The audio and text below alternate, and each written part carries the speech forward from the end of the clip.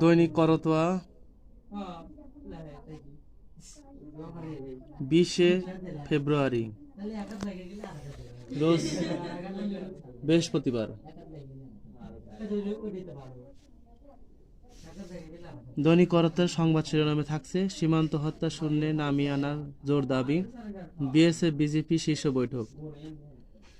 SSC পরীক্ষা শুরু 26শে June. কুয়েটে রাজনীতি নিষিদ্ধ,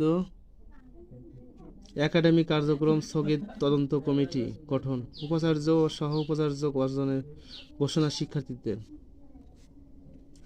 2018 সালে নির্বাচনের দায়িত্বে থাকা 33 ডাব সাবেক ডিসিকে ওএসডি। জামায়াত নেতা আজাহারের রিভিউ আবেদন আজকের কার্যতালিকায়। এবং সব মামলা থেকে পরিত্রাণ পেলেন নাইকো দুর্নীতি মামলায় খালেদা জিয়া। সাবেক আইজিপি শহীদুল হকের গোপন সম্পদের 2 বস্তা নথি উদ্ধার।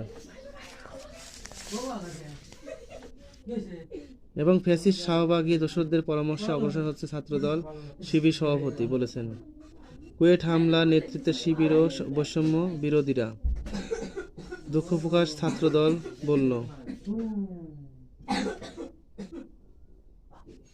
রামদাহাতে থাকা যুবদল নেতা মাহবুব বহিষ্কার, বড়পুকুরিয়া তাপবিদ্যুৎ কেন্দ্রের উৎপাদন পুরোপুরি বন্ধ।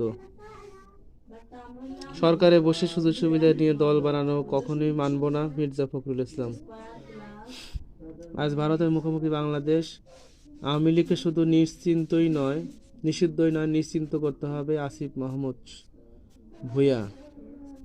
এই ছিল দৈনিক করতোয়া সংবাদের শিরোনাম।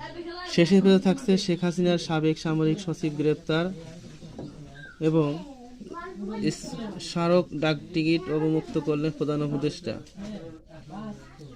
এবার পবায় সড়কে আলো ফেলে বিক্ষোভ কৃষকদের।